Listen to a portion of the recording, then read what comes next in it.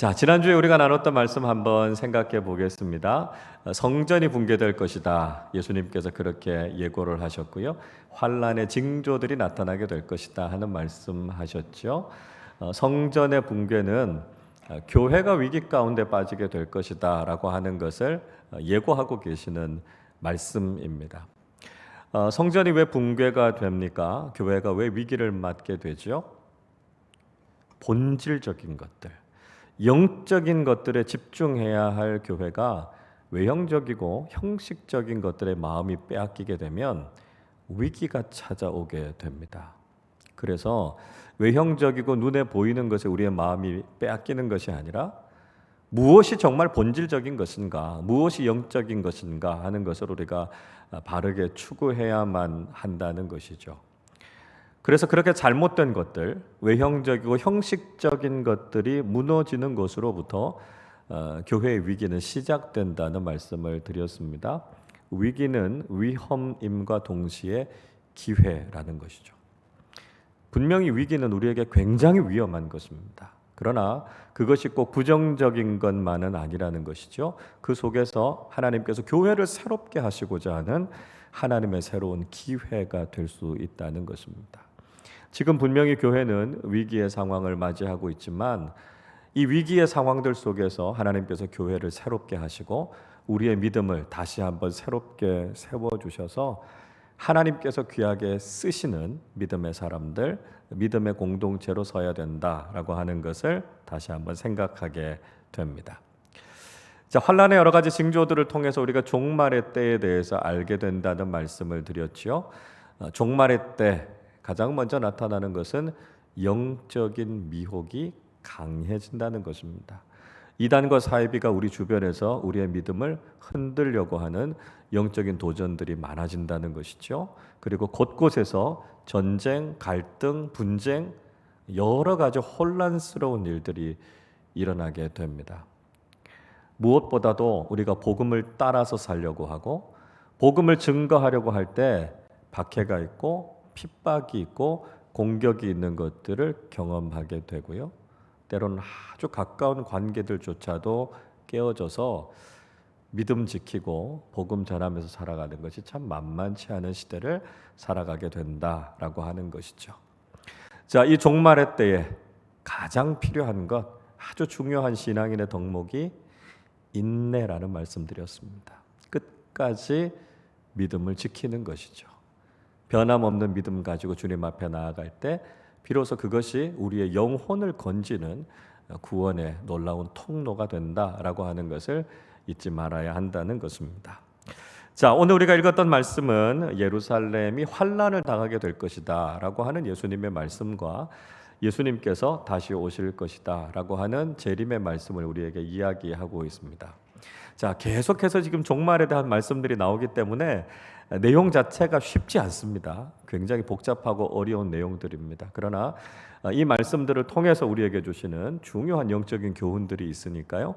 우리가 그 영적인 교훈들을 좀 하나하나 정리해 가 보도록 하겠습니다. 자, 예루살렘이 환란을 당할 것이다라고 하는 것은 믿음의 공동체, 믿음의 자리에도 이런 어려움이 찾아올 수 있다는 것이죠. 그리고 믿음의 자리에 찾아오는 어려움을 우리가 어떻게 극복할 수 있을 것인가? 이 어려움이 어떤 모습이고 우리는 어떻게 믿음으로 대응하면서 살아가야 될 것인가 하는 것을 주님께서 말씀하고 계십니다. 1번을 보겠습니다. 예루살렘의 환란은 세상의 힘에 의해서 공격을 받는 것이었다라고 하는 겁니다. 예루살렘이 왜 환란을 받게 됩니까? 세상적인 힘, 세상적인 권력이 예루살렘을 뒤흔든다는 거예요. 그래서 위기가 찾아오게 된다는 것을 말씀하고 있습니다. 20절 말씀 같이 읽어보겠습니다. 너희가 예루살렘이 군대들에게 에워싸이는 것을 보거든 그 멸망이 가까운 줄 알라. 예수님께서 예루살렘이 군대에 둘러싸이게 될 것이다 라고 하는 거죠. 이런 상황을 보게 되면 멸망이 가까이 왔구나라고 하는 것을 깨달아 알라라고 하는 것이죠. 예루살렘은 과거에도 강대국들의 군대에 의해서 포위되고 공격당하는 일들이 많았습니다. 그렇죠? 대표적인 예를 한번 들어보면 열왕기하 18장에 나오는 아수르 왕이었던 사네립과 그의 군대 장관이었던 랍사게가 예루살렘을 포위하고 공격하고 위협하지 않았습니까? 예루살렘이 굉장히 큰 위기 속에 빠졌습니다. 자, 그 위기를 누가 극복했습니까? 남유다의 대표적인 왕이었던 누구죠? 히스기야. 그리고 히스기야 때 함께 동역했던 유명한 선지자가 있죠? 이사야 선지자. 네. 하나님 앞에 바로 섰던 지도자인 히스기야와 하나님의 말씀을 대언했던 이사야 선지자의 그 기도와 그 신앙을 가지고 예루살렘이 그 위기 가운데서 벗어나게 됐던 것을 볼 수 있습니다. 자, 그러나 그 이후에도요, 강대국들은 계속해서 예루살렘을 포위하고 공격해서 위기 가운데로 몰아넣었다라고 하는 것이죠. 그러니까 세상의 권력과 힘은 끊임없이 믿음의 공동체를 공격하고 괴롭힙니다. 우리가 그런 가운데서 신앙생활을 하고 있다는 것이죠. 그래서 우리가 신앙생활을 하고 있는 이 현실은 끊임없이 세상의 힘, 세상의 권력, 세상적인 가치와 세상적인 방법으로 끊임없이 우리를 공격하고 포위해 오는 이런 상황 속에서 우리가 믿음의 삶을 살고 있다는 것이죠. 그러다 보면 우리에게도 두려움이 생길 수 있습니다. 그러나 이런 상황이 된다 할지라도 우리는 믿음으로 더욱 담대해야 된다는 것이죠. 세상이 우리를 공격해 오지만 우리는 만군의 여호와 하나님께서 우리와 함께하고 계시다라고 하는 것을 잊지 않고 영적인 군사로서 담대하게 이 영적인 싸움에 맞서야 된다는 것입니다. 세상의 힘이 커 보이죠. 세상의 힘이 두렵게 느껴질 수 있습니다. 그러나 세상의 모든 권세와 힘을 다 주관하시는, 다 다스리시는 만군의 하나님께서 우리와 함께 하시고 우리의 대장 되신 예수 그리스도께서 우리와 함께하고 계신다라고 하는 것을 잊지 말고 세상의 권력과 힘 앞에서도 우리가 담대하게 믿음의 싸움을 감당하는 사람들이 되어야 한다는 것입니다. 2번입니다. 예루살렘의 환난은 안전하고 평화로운 거주지를 잃는 것이었다라고 하는 겁니다. 자, 예루살렘이 환난을 당한다라고 하는 의미가 어떤 의미냐 하면 안전함, 평안함 이런 것들을 잃게 된다는 거죠. 예루살렘에 거주하면 평안할 것이다 이렇게 기대했는데 그게 깨지는 겁니다. 예루살렘이라고 하는 곳이 평화의 도시 아닙니까?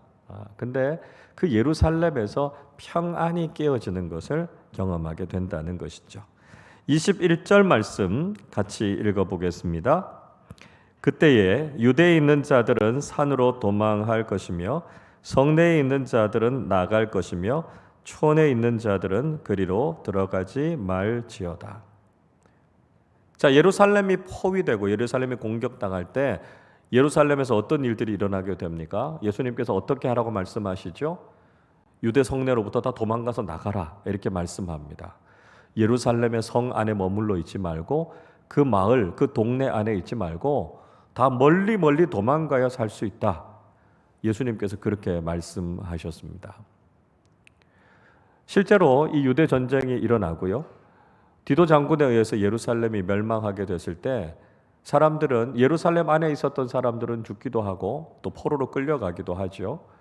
그러나 그 중에 많은 그리스도인들이 요르단에 인접해 있는 펠라 계곡이라고 하는 곳까지 도망가서 거기에서 생명을 건지게 됐다라고 하는 기록이 교회 사가인 유세비우스의 기록 속에 남아 있습니다. 그러니까 예수님께서 말씀하셨던 것이 그대로 이루어진 것이죠. 이건 유대인들에게 굉장히 큰 충격이었습니다. 왜냐하면 유대인들은 예루살렘은 무너지지 않을 것이라고 생각했거든요. 왜냐하면 하나님이 계시는 곳이고 하나님의 성전이 있는 곳이고 그래서 하나님께서 예루살렘을 안전하게 지켜주실 것이다 라고 하는 믿음이 유대인들에게 있었다라고 하는 거죠. 근데 그 믿음이 여실히 깨어지는 것이죠. 남유다 때도 바벨론의 침공에 의해서 그것이 무너지지 않았습니까? 주후 70년에 디도 장군에 의해서 로마 제국에 의해서 결국 예루살렘이 또 한 번 회파되게 되는 것이죠. 자, 이게 보여주는 게 뭘까요, 여러분?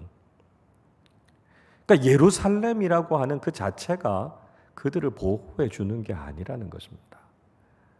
그들의 참된 보호자 누구죠? 하나님이시라는 것입니다. 외형적이고 겉모습의 예루살렘이 그들을 지켜주는 보호자가 되는 것이 아니고 피난처가 되는 것이 아니고요. 하나님께서 그들과 함께 하실 때 그들은 하나님의 보호하심을 경험하게 된다는 것이죠. 문제는 하나님께서 떠나신 예루살렘은 더 이상 그들의 보호자도 되지 못하고 그들의 피난처도 되지 못한다는 것입니다. 중요한 것은 하나님께서 그곳 가운데 임재해 계시는 영적인 예루살렘이 우리의 요새가 되고 우리의 피난처가 된다는 것이죠. 교회 다닌다고 해서, 내가 신앙생활 한다고 해서 우리의 삶이 다 평안하고 안전한 것이 아닙니다. 우리가 구해야 될 것이 뭐죠? 날마다 하나님의 영이 우리 가운데 임재하시도록. 그래서 하나님께서 우리의 삶과 우리의 인생과 우리의 가정과 공동체를 지켜주시도록 기도할 때 하나님께서 우리의 보호자가 되시고 하나님께서 우리의 피난처가 되신다는 것이죠. 그래서 시편 46편 1절은 이렇게 말씀하죠. 하나님은 우리의 피난처시요 힘이시니 환난 중에 만날 큰 도움이시라. 우리의 피난처와 도움이 되시는 분은 하나님 한 분밖에 없습니다. 예배당이 우리를 지켜주는 것도 아니고요. 예루살렘이 그들을 지켜주는 것도 아니고요. 하나님께서 그들 가운데 함께 하실 때 그 어떤 환난이 있어도 그 어떤 위기가 와도 하나님이 우리의 참된 보호자가 되신다는 것이죠. 날마다 우리의 삶 속에 하나님의 임재하심이 있어서 우리의 보호자가 되시고 피난처가 되시는 하나님을 날마다 경험하는 우리 모두의 삶이 되실 수 있기를 바랍니다. 3번입니다. 예루살렘의 환난은 예언된 징벌이 이루어지는 날이었다 하는 것입니다. 예언하셨던 말씀, 예수님께서 하나님께서 경고하셨던 말씀이 그대로 이루어진 날이었다 하는 것이죠. 22절 읽어보겠습니다. 이 날들은 기록된 모든 것을 이루는 징벌의 날이니라. 자, 예수님께서 말씀하신 환난의 날, 어떤 날입니까? 이미 말씀하신, 이미 예언된 하나님의 모든 징벌과 심판이 이루어지는 날이다 말씀하고 계시죠. 이 말씀을 예수님만 하신 게 아니지 않습니까? 이미 수많은 예언자들을 통해서 이스라엘이 멸망할 수 있다라고 하는 경고의 말씀을 주지 않으셨습니까? 대표적으로 요엘 선지자가 그 말씀을 하지요. 요엘서 1장 15절에 이렇게 말씀합니다. 슬프다 그날이여 여호와의 날이 가까웠나니 곧 멸망같이 전능자로부터 이르리로다. 이미 선지자를 통해서 이 날은 예언된 날이었습니다. 하나님의 날이 이르게 될 텐데 그날은 하나님으로부터 오는 멸망의 날이 될 것이다. 이미 예언하지 않았습니까? 이 요엘 선지자가 예언했던 여호와의 날은 당시 주전 8세기 요아스 왕 때에 선포된 말씀이었죠. 그래서 그들이, 이 남유다 백성들이 하나님께 회개하고 돌이키지 않으면 멸망이 임할 것이다 라고 하는 것을 말씀하셨고요. 주전 586년에 바벨론에 의해서 남유다가 멸망하는 사건이 1차적으로 일어났습니다. 그리고 종말론적으로 이 요엘 말씀을 해석해 보면 마지막 때에도 이렇게 회개하지 않고 돌이키지 않으면 결국 하나님의 심판을 만날 수밖에 없다라고 하는 것을 말씀하고 있죠.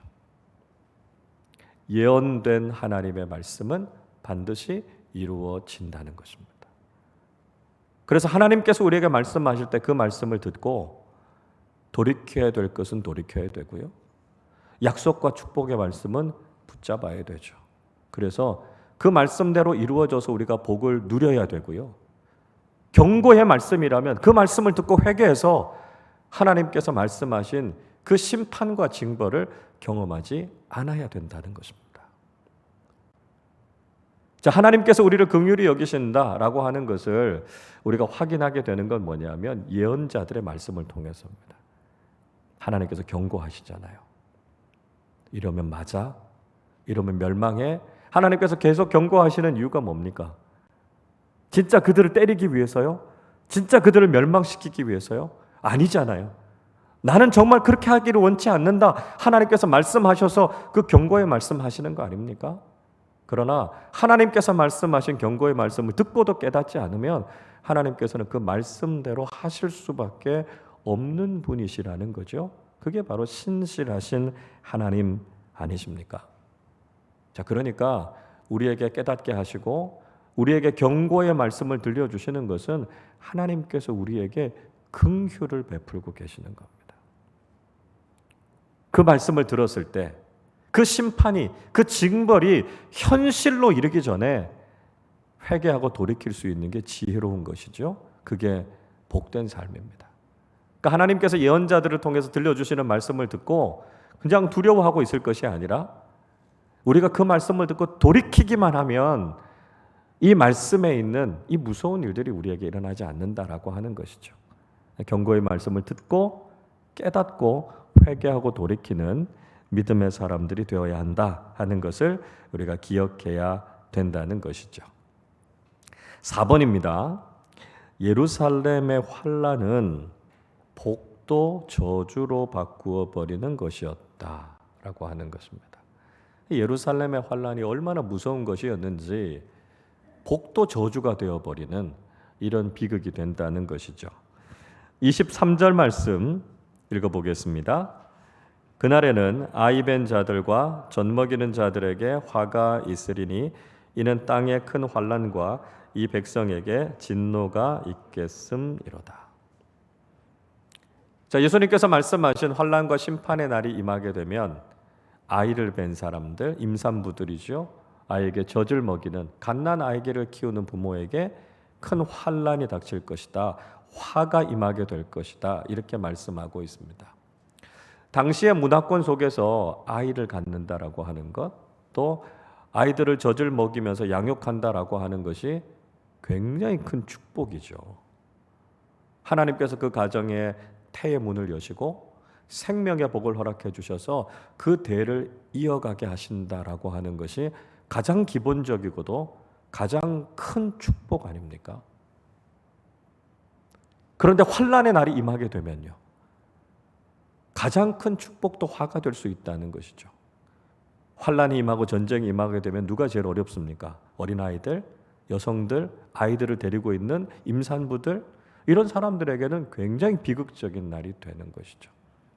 그래서 환난 때에는 복도 저주가 될 수 있는 그런 비극이 임하게 된다는 것입니다. 자, 이 말씀이 우리에게 주는 교훈이 뭘까요? 우리가 과거의 믿음 생활들을 잘하고 하나님께서 우리에게 주셨던 복을 우리가 누리면서 살아갑니다. 그런데 지금 우리가 믿음으로 바로 서지 않으면, 우리가 끝까지 믿음으로 바른 길을 걸어가지 않으면 우리에게도 이런 심판과 징벌이 있게 된다는 것이죠. 그러면 과거에 누렸던 복, 과거에 우리가 믿음을 가지고 누렸던 그 모든 복들이 사실 아무런 의미도 없을 정도로 이것이 우리에게 굉장히 큰 비극이 될 수 있다는 것입니다.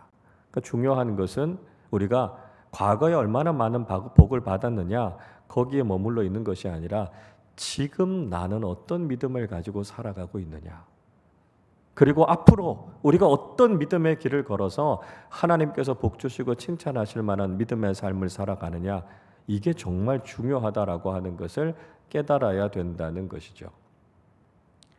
히브리서의 말씀은 우리가 믿음을 갖게 됐다가 다시 배교하게 되는, 복음을 등지고 떠나게 되는 것에 대해서 아주 강하게 경고하고 있지 않습니까? 히브리서 6장 5절 6절은 이렇게 말씀합니다. 하나님의 선한 말씀과 내세의 능력을 맛보고도 타락한 자들은 다시 새롭게 하여 회개하게 할 수 없나니 이는 그들이 하나님의 아들을 다시 십자가에 못 박아 드러내놓고 욕되게 함이라, 이렇게 말씀하고 있습니다. 자, 내세의 빛을 보았어요. 참된 진리의 말씀을 깨달았습니다. 그리고 구원의 은혜를 경험했습니다.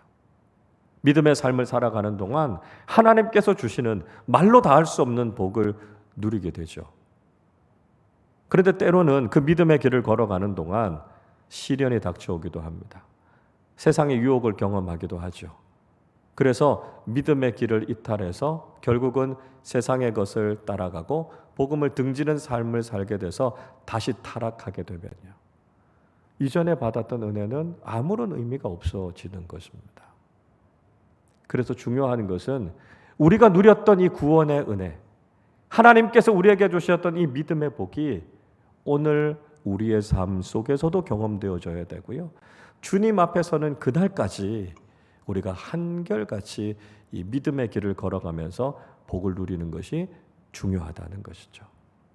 어제의 신앙, 어제의 복에 머물러 있는 것이 아니라 오늘도 하나님 앞에 우리가 바로 서 있고요, 마지막 그 순간까지 하나님께서 원하시고 뜻하시는 그 길을 한결같이 걸어가는 믿음의 사람들이 되실 수 있기를 바랍니다. 5번입니다. 예루살렘의 환난은 죽음과 노예로 전락하는 것이었다 말씀하고 있습니다. 예루살렘이 환난을 당하게 되면 그들은 죽음을 경험하게 되는 것이고요, 또 과거의 삶, 노예가 됐던 종된 삶으로 다시 돌아가게 되는 것이었다, 이렇게 말씀합니다. 24절 말씀 같이 읽어보겠습니다. 그들이 칼날에 죽임을 당하며 모든 이방에 사로잡혀 가겠고 예루살렘은 이방인의 때가 차기까지 이방인들에게 밟히리라. 자, 예수님께서 환난의 날이 오게 되면 예루살렘에서 어떤 일들이 일어나게 될 것이라고 말씀합니까? 예루살렘에 살고 있었던 많은 사람들이 죽게 될 것이다 말씀합니다.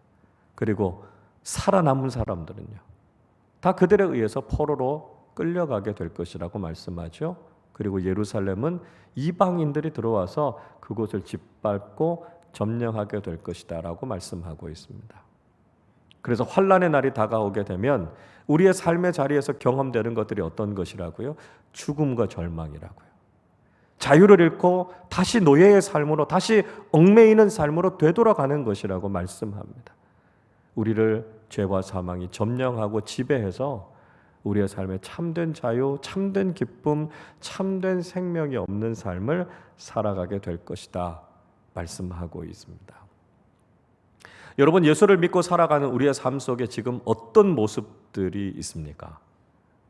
정말 주님께서 주시는 자유함과 생명과 기쁨이 넘쳐나고 있습니까? 때로는 우리의 신앙의 시련이 다가오게 되면 우리의 삶 속에서도 죽음 같은 절망이 자리하게 될 때가 있다는 것입니다. 주님 안에서 자유한 것이 아니라 삶의 고민들, 삶의 문제들이 우리를 얽어매고요, 과거에 죄악된 것들에 우리가 또 얽매여서 살아가는 모습들이 나타나게 될 수 있다는 것입니다. 기쁨을 상실하고 주님께서 주시는 생명을 잃어버리고 죄와 사탄이 우리를 지배하는 그런 삶 속으로 다시 돌아가 버려서는 안 된다라고 하는 것이죠. 우리를 구원하신 주님께서 우리에게 주신 것은 생명이에요, 기쁨이에요, 자유예요, 축복이에요. 과거의 것들에 의해서 우리가 다시 지배되지 않아야 된다라고 하는 것을 말씀하고 있습니다. 고린도후서 3장 17절 이렇게 말씀하죠. 주는 영이시니 주의 영이 계신 곳에는 자유가 있느니라. 죄와 어둠과 사탄이 지배하는 삶과 주님의 영이신 성령께서 다스리는 삶은 전혀 다르다는 거죠. 앞에서 말씀드렸던 것처럼 죄와 사탄이 지배하는 곳에는 죽음이 있고요, 절망이 있고요, 얽매임이 있고요, 노예된 삶, 억눌린 삶, 그런 모습이라면 주님의 영이신 성령께서 함께하는 곳에는 주님 주시는 생명, 기쁨, 자유, 평안, 이런 것들이 넘쳐나게 된다는 것이죠. 성령님께서 우리의 삶에 늘 함께 하셔서 주님 주시는 기쁨과 평안과 자유가 늘 넘쳐나시기를 주님의 이름으로 축복합니다. 자, 예수님께서 계속해서 이제 인자가 이 땅에 다시 오실 것이다, 예수님의 재림에 대해서 예고하고 있습니다. 예수님의 재림의 때에 어떤 일들이 일어나게 될 것인지 말씀하지요. 1번을 보겠습니다.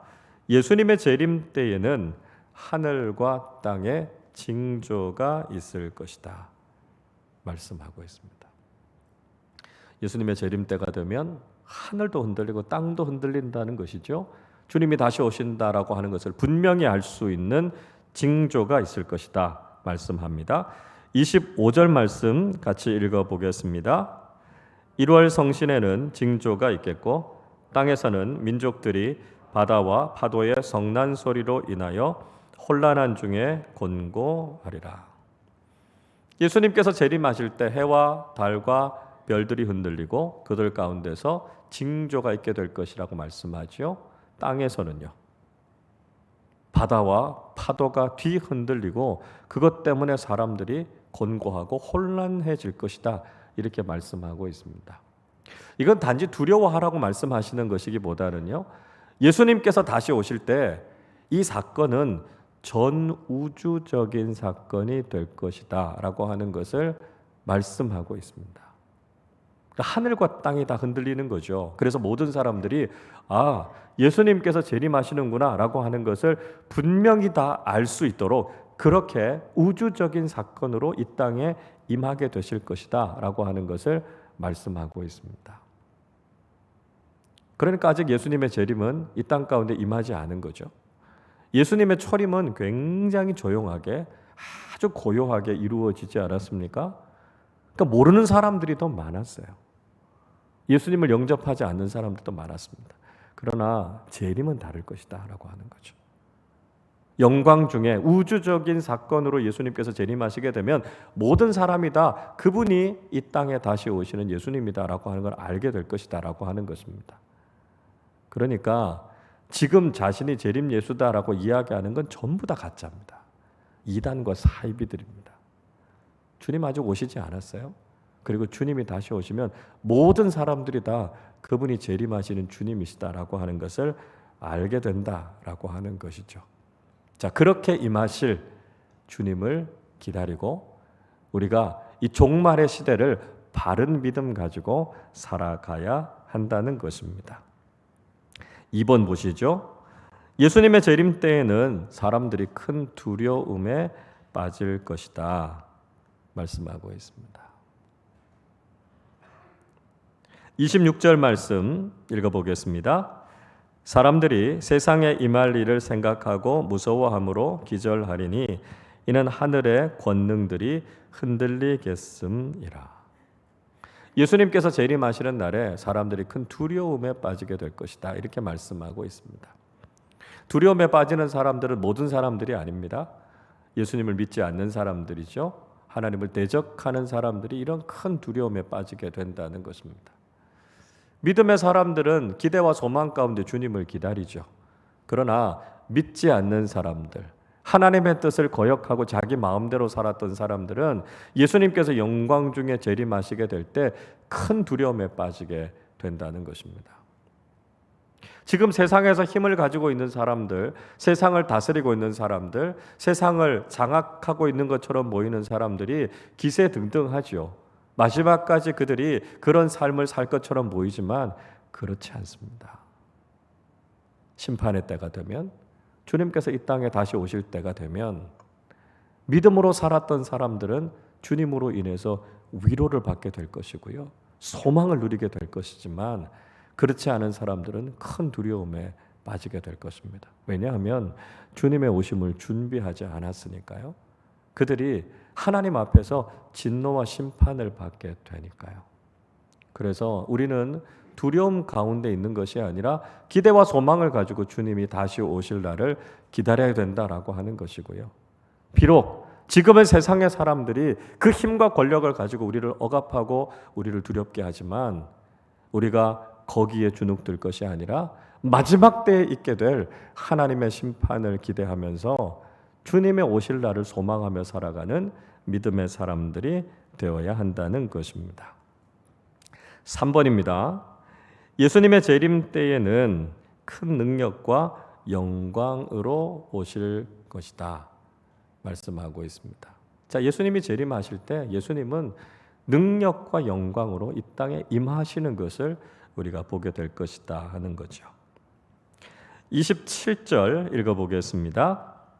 그때에 사람들이 인자가 구름을 타고 능력과 큰 영광으로 오는 것을 보리라. 마지막 때 예수님께서 영광과 능력을 가지고 오실 텐데요, 그 대표적인 한 가지 묘사 중에 하나가 뭐냐 하면 인자가 구름을 타고 이 땅에 오실 것이다. 하늘의 권세를 가지고 하늘의 영광을 가지고 이 땅에 오실 것이다 말씀하죠. 자, 이 말씀은 다니엘 선지자를 통해서도 이미 예언된 말씀이지 않습니까? 다니엘서 7장 13절 이렇게 말씀하죠. 내가 또 밤 환상 중에 보니 인자 같은 이가 하늘 구름을 타고 와서 옛적부터 항상 계신 이에게 나아가 그 앞으로 인도됨에 말씀합니다. 다니엘 선지자는 마지막 때에 인자이신 예수 그리스도께서 이 땅에 오실 때 영광 중에 오실 것이다 라고 하는 것을 말씀하고 있습니다. 초림의 예수님은 아주 작고 보잘것없는 모습으로 이 땅에 오셨습니다. 예수님께서 어린 아기의 모습으로 오셨으니까요. 왕궁이 아니라 세상의 권력의 핵심이 아니라 짐승들이 있는 마구간에서 오셨으니까 사람들이 예수님을 알아보지도 못했고요. 예수님을 영접하지도 않았습니다. 그러나 마지막 때에 이 땅에 오실 재림하실 예수 그리스도는 가장 큰 영광과 가장 큰 능력으로 이 땅에 임하게 되신다는 것이죠. 온 세상의 모든 주권을 가지시고 모든 권세와 모든 나라를 다스리시는 우주적인 통치자로 이 땅에 임하게 될 것이다 라고 하는 거죠. 재림의 때에 우리가 바로 그 영광을 볼 것입니다.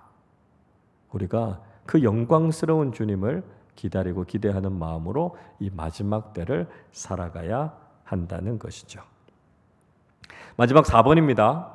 예수님의 재림 때에는 구원의 완성이 이루어질 것이다 하는 거죠.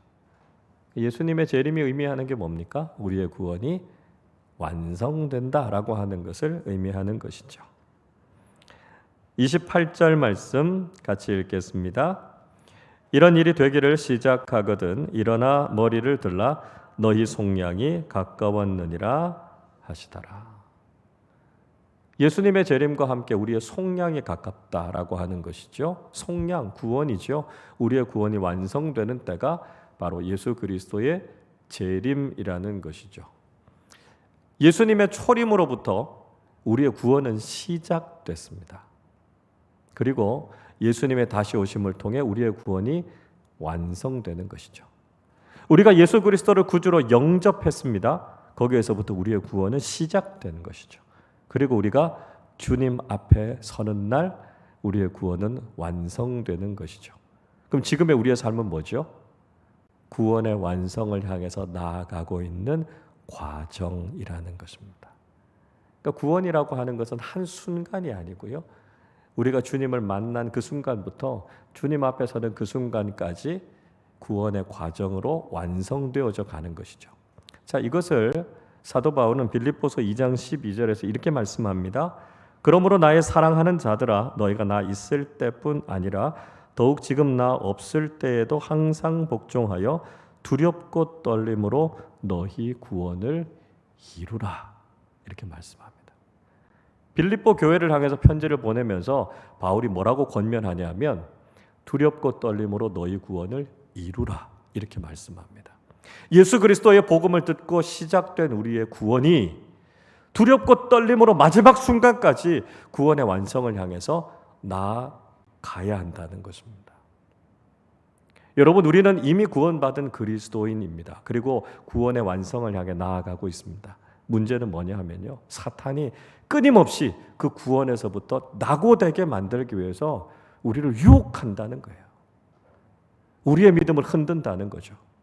그래서 우리가요, 처음 믿음을 가지고 끝까지 그 믿음을 지키면서 나아갈 때 그 구원이 완성되는 것입니다.